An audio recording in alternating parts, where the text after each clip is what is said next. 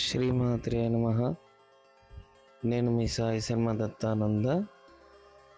ఈరోజు మనం తెలుసుకునేది గణపతి స్వామికి తొందరగా సిద్ధించాలంటే ఏం చేయాలి, గణపతి అనుగ్రహం పొందాలంటే ఏం చేయాలి, గణపతి అనుగ్రహం ద్వారా మనకి ఏం ప్రాప్తిస్తుంది అనేది తెలుసుకుందాము. ముందుగా ఆది పూజ్యో గణాధిపః. ముందు ఏ పూజ చేయాలన్నా గణపతి పూజ చేయమని శాస్త్రం చెప్తుంది. అది శుభకార్యాలన్నిటికీ, అదేవిధంగా అశుభకార్యాలైనా సరే గణపతి ఆరాధన చేస్తే ఎక్కడైతే విఘ్నాలు జరుగుతూ ఆటంకాలు కలుగుతూ ఉంటాయో ఆ ఆటంకాలన్నీ కూడా తొలగిపోయి అన్నిటిలో కూడా విజయం సాధించటానికి గణపతి ఆరాధన చేయడం జరుగుతూ ఉంటుందన్నమాట. అయితే గణపతి తొందరగా సిద్ధించడానికి స్వామివారికి ఈ విధంగా ఆరాధన చేస్తే విశేషమైన ఫలితం ఉంటుంది. ప్రప్రథమైన ద్రవ్యం ఏంటిదయ్యా అంటే గణపతికి దూర్వప్రియుడు. దూర్వంతో గరికతో ఒక దండలాగా గణపతికి అర్పిస్తే విశేషమైన ఫలితం ఉంటుంది. అదేవిధంగా కొంతమంది అష్టోత్తరానికి గరిక వాడుతూ ఉంటారు.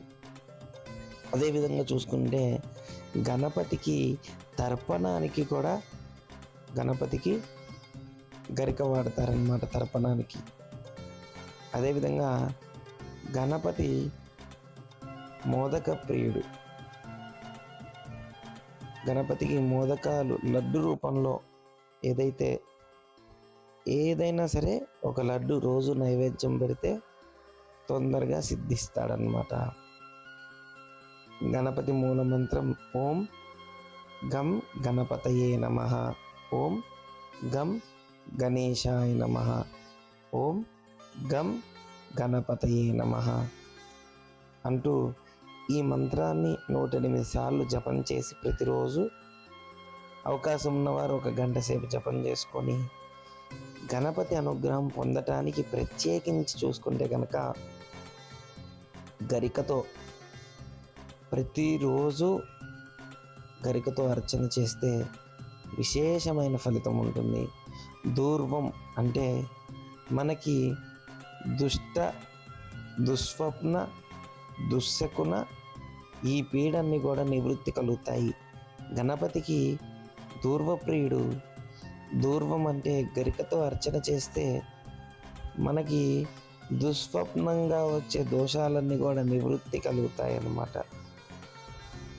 అదేవిధంగా గణపతి భగవానుడికి చాలా ప్రీతికరమైన సమయం చూసుకుంటే ప్రాతకాల సమయంలో సూర్యోదయానికి ముందుగానే లేచి బ్రాహ్మీ ముహూర్త సమయంలో గణపతి ఆరాధన చేస్తే విశేషమైన ఫలితం ఉంటుంది.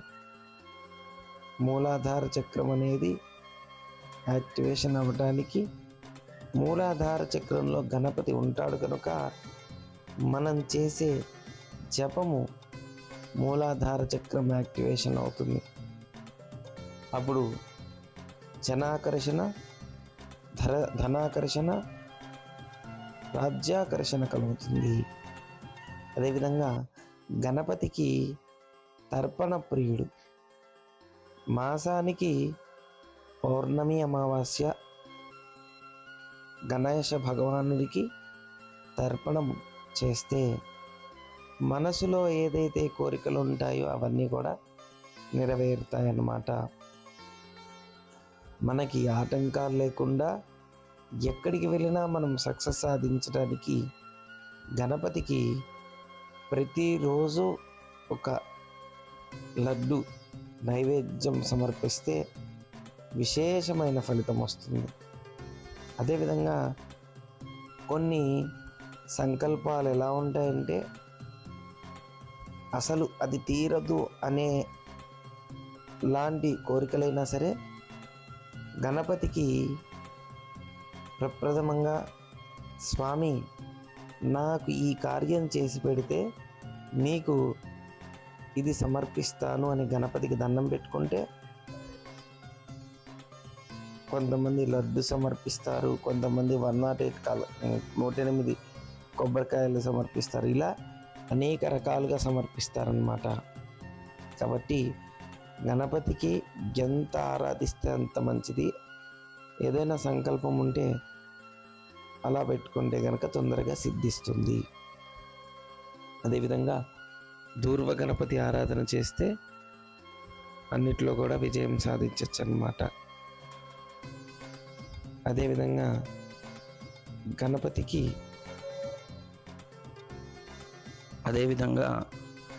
గణపతి స్వామి వారికి చాలా ప్రీతికరంగా గుడం. స్వామివారికి గుడం చాలా ప్రీతికరం. అందుకే పెద్ద పెద్ద యజ్ఞయాగాదుల్లో కూడా గుడము అంటే బెల్లం స్వామివారికి నైవేద్యంగా సమర్పించి దాన్ని ప్రసాదంగా అందరూ స్వీకరిస్తారన్నమాట. అందులో భాగంగా ఒక ప్రక్రియ ఉంది. ఎవరైతే ఉద్యోగం, వ్యాపారం, వృద్ధిలోకి రావాలి అని ప్రయత్నిస్తున్నారో వారు గణపతి స్వామివారికి ఒక గుడం తీసుకొని, బెల్లం గడ్డ ఒకటి తీసుకొని ఒక చెంబులో వేసి ఇంట్లో కనుక చేసేటట్టయితే గణపతిది వెండి రూపంలో కానీ రాగి రూపంలో కానీ ఒక చిన్నటి విగ్రహం మీద ముందుగా శుద్ధోదక స్నానం చేయించిన తర్వాత గుడోదకంతో స్వామివారికి స్నానం చేయించి తదనంతరం గణపతి స్వామివారికి మళ్ళీ శుద్ధోదక స్నానం చేయించి గంధం పెట్టి కుంకుమ అర్పించి స్వామివారికి ఒక చిన్న బెల్లం ముక్క నైవేద్యం సమర్పించాలి. ఇలా బుధవారం చేస్తే ఓం గం గణపతయే నమః అనే మంత్రంతో 108 సార్లు గణపతికి బెల్లం ఉదకం, గుడోదకం అంటారు. ఈ గుడోదకాన్ని సమర్పిస్తే శీఘ్రంగా మనసులో ఏదైతే అనుకుంటామో ఉద్యోగం, వ్యాపారం అన్నిట్లో కూడా విజయం సాధించవచ్చు.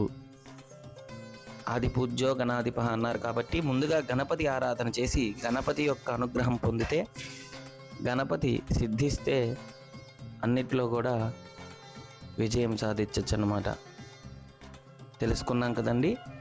గణపతి భగవానుడు మెయిన్గా చూసుకుంటే తర్పణ ప్రియుడు, గుడప్రియుడు, అదేవిధంగా దూర్వప్రియుడు. ఈ మూడిటితో అర్చిస్తే కనుక ఎటువంటి దుష్ప్రభావాలు, ఎటువంటి దుస్వప్నాలు, ఎటువంటి రోగాలు, అనారోగ్యాలు ఎలాంటివైనా సరే ఖచ్చితంగా తొలగిపోతాయి. గణపతి ఆరాధన చెయ్యండి, గణపతి అనుగ్రహం పొందండి. ఇదే విధంగా లక్ష్మీ గణపతి మూల మంత్రం గనక గురువుని ఆశ్రయించి లక్ష్మీ గణపతి ప్రతిరోజు బ్రాహ్మీ ముహూర్త సమయంలో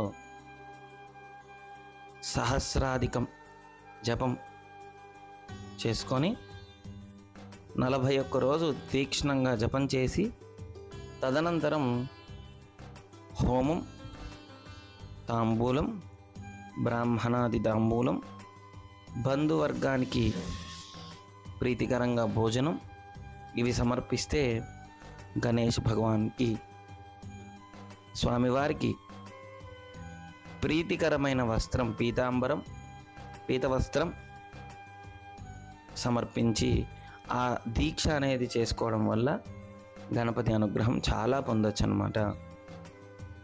మీకు ప్రత్యేకించి గణపతి సిద్ధిస్తే ఏమవుతుంది అనేది తెలియచేయడం జరుగుతుంది. గణపతి ఒకసారి మనకు సిద్ధించారంటే మనం మనసులో సంకల్పం మాత్రం చేతనే అవన్నీ అయిపోతాయి. ఎందుకంటే మూలాధార చక్రం యాక్టివేషన్ అవుతుంది కాబట్టి మన సంకల్పం మనసులో అనుకోవడమే మొదలు, అది ఎక్కడ ఆగకుండా దిగ్విజయంగా పూర్తవుతుంది. కాబట్టి గణపతి అనుగ్రహం పొందండి, గణపతి ఆరాధన చేయండి. మనకి శ్రీ విద్యాపరంగా సాంప్రదాయంగా చూసుకుంటే ప్రప్రథమైన మంత్రం కూడా గణపతి మంత్రమే. శ్రీ మహాగణపతయే నమః అని శ్రీ లక్ష్మీ గణపతి మూల మంత్రం ఉంటుందన్నమాట. గురువుల్ని ఆశ్రయించి ఈ మంత్రాన్ని స్మరించి ఈ మంత్రాన్ని జపించి ఈ మంత్రంతోనే సాధన చేయడం వల్ల గణపతి అనుగ్రహం పొందొచ్చు. అదేవిధంగా గణపతిలో ఏకదంత గణపతి, వక్రతుండ గణపతి, అదేవిధంగా మహాగణపతి, సాక్షి గణపతి, ఏకాక్షర గణపతి, నృత్య గణపతి, నాట్య గణపతి, లక్ష్మీ గణపతి, ఉచ్చిష్ట గణపతి, ఇలా సాధన చేసేవారికి ఏ గణపతి అయినా సరే ముందు గణపతి స్వామిని ఆశ్రయించి స్వామి అనుగ్రహం పొందండి. చాలామంది స్వామి అన్నిటికీ మంచి రెమెడీ చెప్పండి అంటున్నారు, కనుకనే చెప్తున్నాను. గణపతి అనుగ్రహం పొందండి, గణపతి సాధన చేయండి. గణపతి అనుగ్రహం పొందితే గనక మీకు వ్యాపారం వృద్ధిలోకి వస్తుంది. మీ సాయి శర్మ దత్తానంద. ఓం శ్రీ దత్తాయ నమః. ఓం శ్రీ దత్తాత్రేయాయ నమః. దయచేసి లైక్ చేయండి, కామెంట్ చేయండి, సబ్స్క్రైబ్ చేసుకోండి. ఇలాంటి తపస్సుకు సంబంధించిన వీడియోలు మరెన్నో తెలుసుకుందాం.